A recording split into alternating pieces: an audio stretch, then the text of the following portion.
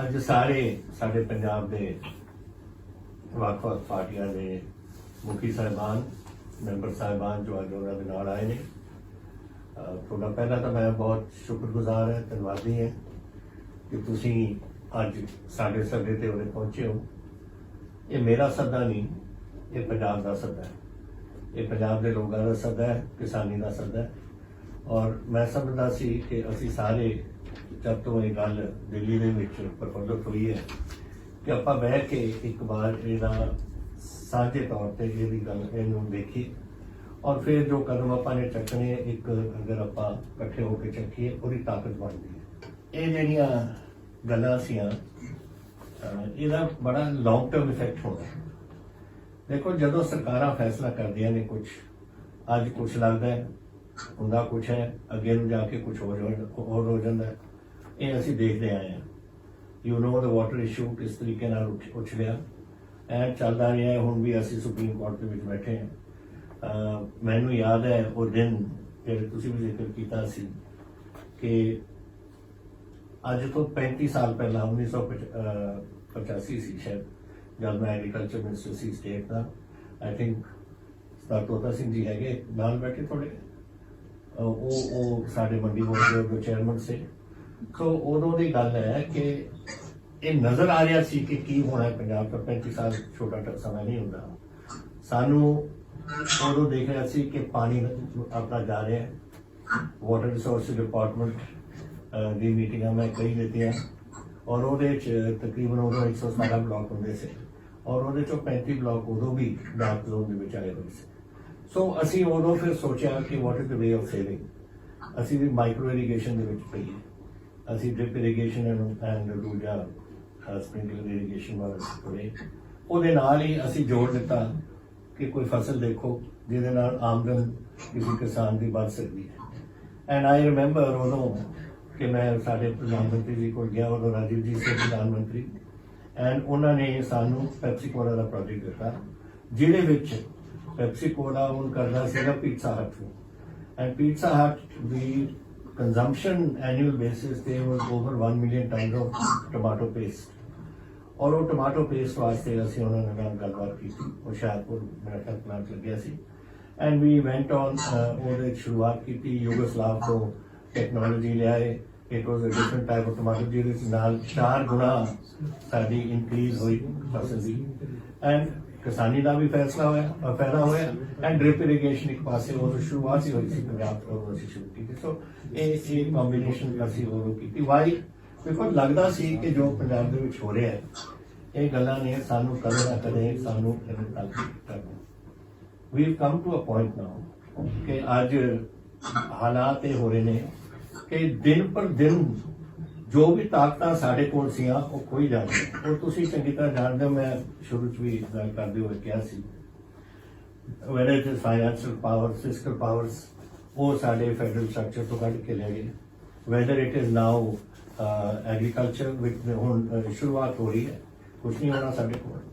Thirdly look at GST ਅਸੀਂ ਗੱਲਬਾਤ ਜੋ ਅੰਡਰਸਟੈਂਡਿੰਗ ਹੋਈ ਸੀ ਕਿ ਹਰ ਮਹੀਨੇ ਦੇ ਅਖੀਰ ਦੇ ਵਿੱਚ GST ਦਾ ਚੈੱਕ ਸਟੇਟਾਂ ਕੋਲ ਪਹੁੰਚ ਜਾਣਾ। ਹੁਣ ਮੇਰੇ ਕੋਲ ਜਨਵਰੀ ਫਰਵਰੀ ਮਾਰਚ ਦਾ ਆ ਗਿਆ ਇਸ ਸਾਲ ਦਾ। ਅਪ੍ਰੈਲ ਮਈ ਔਰ ਹੁਣ ਜੂਨ ਦਾ ਨਹੀਂ ਆਇਆ ਸਾਡੇ ਕੋਲ। ਹਾਊ ਇਹ ਸਟੇਟਾਂ ਚੱਲਦੀਆਂ ਕਿਸ ਨੇ? ਫੈਸਲੇ ਕੁਛ ਹੋਰ ਹੁੰਦੇ ਨੇ ਐਂਡ ਰਿਜ਼ਲਟ ਕੁਛ ਹੋਰ ਹੁੰਦੀ ਹੈ। Same is the case today. ਅੱਜ ਤੁਸੀਂ ਇਹ ਗੱਲਾਂ ਕਰ ਰਹੇ ਹੋ ਅਬਾਊਟ ਕਿ ਇਹ ਜਿਹੜੇ ਆਰਡੀਨੈਂਸ ਆਏ ਆ ਥੀਸ ਆਰ ਅਸੀਂ ਗਾਰੰਟੀ ਕਰਦੇ। What is the guarantee? There is no guarantee.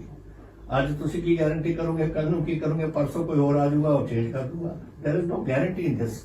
It is the law of the land. ਇੱਕ ਵਾਰ ਤੁਹਾਡਾ ordinance will be converted into an act and it becomes a parliamentary act. That's over. ਕੀ ਕਰਾਂਗੇ ਉੱਪਰ ਜਾ ਕੇ? ਸਾਡੇ ਕੋਲ MPs ਕਿੰਨੇ ਨੇ? 13 MPs ਨੇ ਆਪਣੇ ਕੋਲ। ਆਪਾਂ ਬਦਲਾ ਲਾਂਗੇ ਪਾਰਲੀਮੈਂਟ 'ਚ। We can bring a new act and change the whole thing. ਪਰ ਪੰਜਾਬ ਪਲੀਜ਼ ਇਹ ਬੜੀ ਗੰਭੀਰਤਾ ਨਾਲ ਤੁਹਾਨੂੰ ਸੋਚਣਾ ਪਊ। ਜੋ ਇਹ ਆਰਡੀਨੈਂਸਸ ਆਏ ਨੇ ਬਹੁਤ ਹੀ ਡੇਂਜਰਸ ਨੇ। 70% of Punjab is under 7 acres of land ਜਿਨ੍ਹਾਂ ਨੂੰ ਹੁਣ ਅਸੀਂ ਮੁਆਵਜ਼ਾ ਦਿੱਤਾ ਹੈ ਆਪਣਾ ਥੋੜਾ ਜਿੰਨਾ ਵੀ ਸਾਡੇ ਸੀ ਕੋਡ ਉਹਨਾਂ ਨੂੰ ਦਿੱਤਾ ਹੈ। ਇਹ 70% ਦੀ ਆਵਾਜ਼ ਨਹੀਂ ਕੁਛ। ਪੋਲੀਟੀਸ਼ੀਅਨਸ ਦੇ ਥਰੂ ਆਵਾਜ਼ ਹੈ, ਤੁਹਾਡੇ ਥਰੂ ਆਵਾਜ਼ ਹੈ, ਮੇਰੇ ਥਰੂ ਆਵਾਜ਼ ਹੈ। ਬਹੁਜਨ ਸਮਾਜ बीजेपी CPI CPM ये आवाज है जी इकट्ठी ਅਸੀਂ ਅੱਜ ਪੂਰੇ ਕਰ ਰਹੇ हैं ਇਹ ਲੋਕਾਂ ਦੀ 70% ਆਫ ਪੰਜਾਬ ਦੀ ਆਵਾਜ਼ ਹੈ ਉਹ ਨਹੀਂ ਬੋਲ ਸਕਦੇ ਬੋਲਣਾ ਆਪਾਂ ਨੂੰ ਪਊ ਔਰ ਆਪਾਂ ਨੂੰ ਇਹ ਕਦਮ ਇਹ ਚੱਕਣੇ ਪੈਣਗੇ ਜਿਹੜੇ ਅਸੀਂ ਆਪਣੇ ਪੰਜਾਬ ਦਾ ਭਵਿੱਖ ਸੋਚ ਸਕੀਏ ਕੁਝ ਦਿਨਾਂ 'ਚ ਮੈਂ ਨਹੀਂ ਹੋਣਾ ਹੋਵੇ ਤੁਸੀਂ ਨਹੀਂ ਹੋਣਾ ਵਾਹਿਗੁਰੂ ਕਰੇ ਤੁਹਾਡੀ ਲੰਬੀ ਉਮਰ ਹੋਵੇ but ਅਸੀਂ we are all getting on in age I'm 78 now maybe another 5 years 6 years 7 years तो जो साढ़े को ਅਸੀਂ ਕਰ ਸਕਦੇ ਹਾਂ ਆਪਣੇ ਪੰਜਾਬ ਵਾਸਤੇ ਸਾਡੀ ਡਿਊਟੀ ਬਣਦੀ ਹੈ ਕਿ ਅਸੀਂ ਕਰੀਏ ਮੈਨੂੰ ਪਹਿਲੇ ਮਿਨਿਸਟਰ ਬਣੇ ਨੂੰ 35 ਸਾਲ ਹੋ ਗਏ ਨੇ I been watching this game before that ਉਸ ਤੋਂ ਪਹਿਲਾਂ ਮੈਂ ਮੈਂਬਰ ਪਾਰਲੀਮੈਂਟ ਸੀ 40 ਸਾਲ ਤਾਂ ਮੈਨੂੰ ਪੋਲਿਟਿਕਸ ਹੀ ਇਨ ਪਾਰਲੀਮੈਂਟਰੀ ਪੋਲਿਟਿਕਸ ਹੋ ਗਈ I have seen how things have changed promises ਕੁਛ ਹੁੰਦੀਆਂ ਨੇ ਹੁੰਦਾ ਕੁਛ ਹੈ ਗਵਰਨਮੈਂਟਸ ਆਉਂਦੀਆਂ ਨੇ ਬਦਲ ਦਿੰਦੀਆਂ ਨੇ ਸਭ ਕੁਛ ਚੱਲਦਾ ਆ ਰਿਹਾ ਹੈ which is going to make a situation very critical ਜਿਹੜਾ ਮੈਂ 35 ਸਾਲ ਪਹਿਲਾਂ ਸੀ ਇਹ ਨਹੀਂ ਕਿ ਮੇਰੇ ਕੋਲ ਕੋਈ ਫੋਰਸਾਈਟ ਹੈ ਲੇਕਿਨ ਉਦੋਂ ਸਾਡਾ ਵਾਟਰ ਰਿਸੋਰਸਿਸ ਡਿਪਾਰਟਮੈਂਟ ਦਾ ਜਿਹੜਾ ਪ੍ਰੈਜੈਂਟੇਸ਼ਨਸ ਹੁੰਦੇ ਸੀ ਉਹ ਦੱਸਦੇ ਸੀ ਕਿ we are heading for a crisis and now we are in the crisis ਉਹ ਕ੍ਰਾਈਸਿਸ ਫਸੇ ਹੋਏ ਸੀ where are we going to go from here ਅਗਰ ਨਦੀਆਂ ਦਾ ਪਾਣੀ ਹੁਣ ਮੁੱਕ ਜੇ ਵਿਦ ਦਿਸ ਗਲੋਬਲ ਵਾਰਮਿੰਗ ਅਗਰ ਤੁਹਾਡੇ ਕੋਲ ਥੱਲੇ ਦਾ ਪਾਣੀ ਰਵੇ ਨਹੀਂ ਫਿਰ ਜਾਊਗਾ ਕਿੱਥੇ ਪੰਜਾਬ ਸਾਡਾ So all these things have to be valued now. Is agriculture our subject or central subject? Question is coming to this. मैं जानना, we have to also look at this. कि इस ਜਿਹੜੀ ਅੱਜ ਦੀ ਮੀਟਿੰਗ ਹੈ ਮੈਨੂੰ ਬਹੁਤ ਕਿਸਾਨ ਯੂਨੀਅਨਸ ਦੇ ਮੈਸੇजेस ਆਏ ਵੀ ਸ਼ਾਮਲ ਹੋਣਾ ਚਾਹੁੰਦੇ ਸੀ but I kept this political only. ਔਰ ਮੈਂ ਅੱਗੇ ਨੂੰ ਉਹਨਾਂ ਨੂੰ ਵੀ ਬੁਲਾਵਾਂਗਾ in another meeting. I would like to hear the ਕਿਸਾਨ ਉਹ ਵੀ ਬੜੇ ਪੀੜਤ ਨੇ ਸੀ ਉਹ ਵੀ ਬੜੇ ਔਖੇ ਨੇ ਉਹ ਵੀ ਸਮਝਦੇ ਨੇ ਕਿ ਪਤਾ ਨਹੀਂ ਕੀ ਹੋ ਰਿਹਾ ਐਸਾ ਬਿਲਕੁਲ ਤਬਾਹੀ ਆ ਜਾਣੀ ਹੈ ਪੰਜਾਬ ਆਖਿਰਕਾਰ ਹਰ ਬੰਦਾ ਸੋਚਦਾ ਹੈ ਔਰ ਇਹ ਯੂਨੀਅਨ ਦੇ ਜਿਹੜੇ ਪ੍ਰਧਾਨ ਨੇ ਉਹ ਨੈਚੁਰਲੀ ਆਪਣੇ ਆંકੜੇ ਦੇਖਦੇ ਨੇ ਔਰ ਹੋਰ ਚੀਜ਼ਾਂ ਦੇਖਦੇ ਨੇ ਉਹ ਇਸ ਮੀਟਿੰਗ ਦਾ ਹਿੱਸਾ ਬਣਨਾ ਚਾਹੁੰਦੇ ਸੀ ਬਟ ਆਈ ਥਾਟ ਫਿਰ ਇਹ ਹੋ ਨਹੀਂ ਸਕਣਾ ਬਹੁਤ ਜ਼ਿਆਦਾ ਲੰਬਾ ਚੱਲੂਗਾ ਸੋ ਮੈਂ ਯੂਨੀਅਨਸ ਨੂੰ ਬੁਲਾ ਕੇ ਉਹਨਾਂ ਨਾਲ ਵੀ ਗੱਲ ਕਰੂੰਗਾ ਹੁਣ ਇਸ ਵੈਰੀ ਇਸ਼ੂ ਉਹਨਾਂ ਦੀ ਵਿਊ ਵੀ ਲਈ ਹੈ ਉਹ ਜਥੇਬੰਦੀਆਂ ਦੇ ਮੁਖੀ ਨੇ ਜਿਹੜੇ ਆਪਣੀ ਆਵਾਜ਼ ਉਠਾਉਣਾ ਚਾਹੁੰਦੇ ਨੇ So I will see that. लेकिन ये ਜਿਹੜੇ ਐਕਟ ਇਹ ਸਭ ਤੁਹਾਡੇ ਜਿਹੜੇ ਆਰਡੀਨੈਂਸਸ ਪਾਸ ਕੀਤੇ ਨੇ ਇਹਨਾਂ ਦਾ ਫਿਊਚਰ ਆਪਾਂ ਨੂੰ ਦੇਖਣਾ ਪਊ what is that future which is going to be now ਤੁਸੀਂ ਕਹਿ ਰਹੇ ਹੋ ਇੱਥੇ ਸੁਖਬੀਰ ਜੀ ਨੇ ਕਿਹਾ ਕਿ this should ਇਹਦੇ ਕੁਝ ਹੋਣਾ ਨਹੀਂ ਅਸੀਂ ਦੇਖ ਲਾਂਗੇ I want to know one thing firstly agriculture is a state subject or not? Should it be maintained by the state or agriculture the faisale central this is a decision of this is what I would like to know. Who should decide about the agriculture? Kisan, state या center?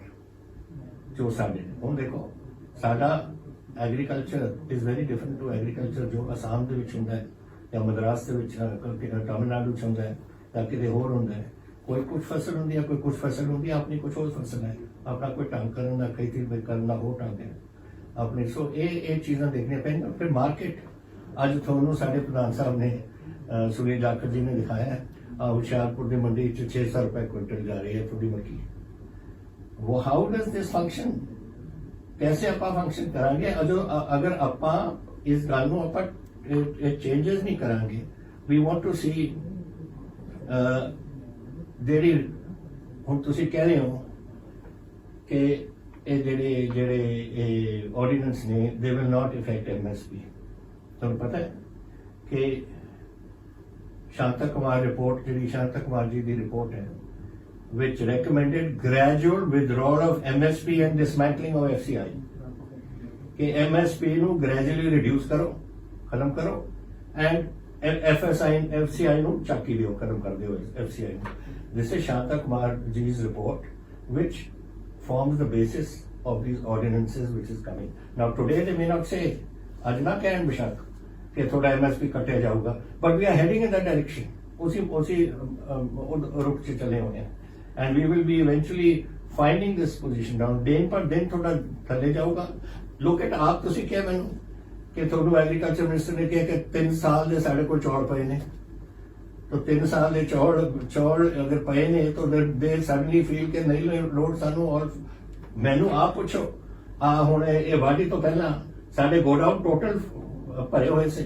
ਮੈਨੂੰ ਜਾ ਕੇ ਉੱਥੇ ਲੜਨਾ ਪਿਆ ਦਿੱਲੀ ਦੇ ਵਿੱਚ ਕਿ ਚੱਕੋ ਪਾਸਵਾਨ ਨੂੰ ਮੈਂ ਕਿਹਾ, ਔਰ ਤੁਹਾਡੇ ਐਗਰੀਕਲਚਰ ਮਿਨਿਸਟਰ ਨੂੰ ਕਿਹਾ, ਪ੍ਰਾਈਮ ਮਿਨਿਸਟਰ ਨੂੰ ਚਿੱਠੀਆਂ ਲਿਖੀਆਂ ਕਿ ਮੇਰੇ ਕੋਲ ਮੈਂ ਰੱਖੂਗਾ ਕਿੱਥੇ ਇਸ ਨੂੰ।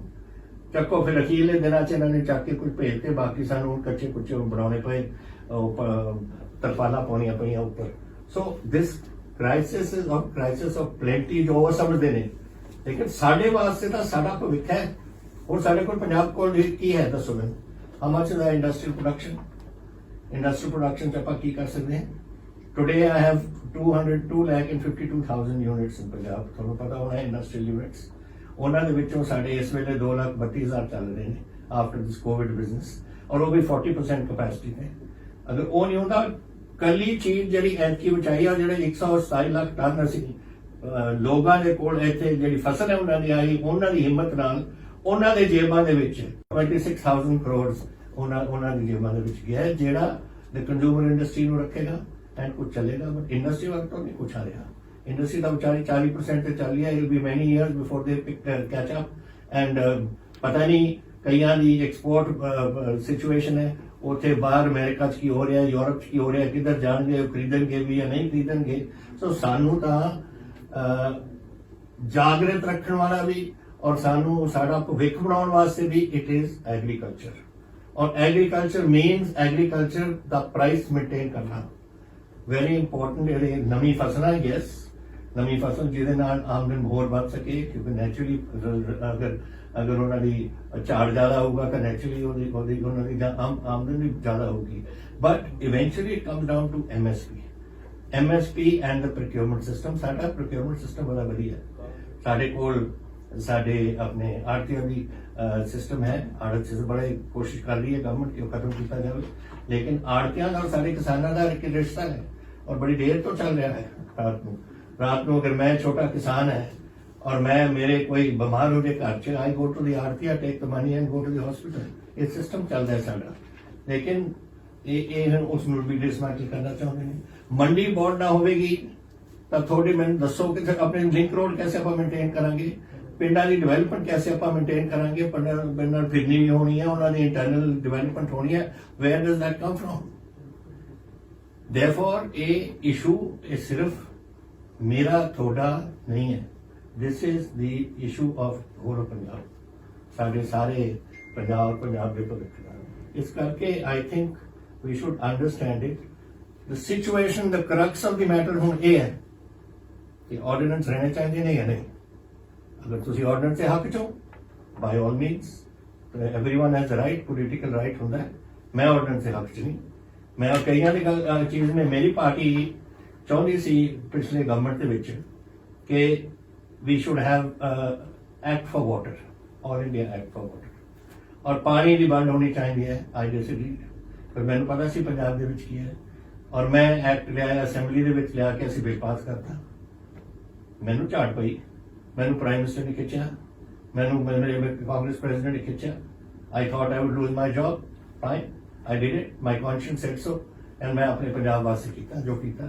अगर मैंने मेरी लैंदे ने नौकरी ले लें, this is what my feeling was, and that should be your feeling। मैं जानता है थोड़ी उन्होंने ना थोड़ा आपसी साझ है, you are part of the BJP system in the center, लेकिन थोड़ी अपनी conscience नाल तुसी फैसला करो।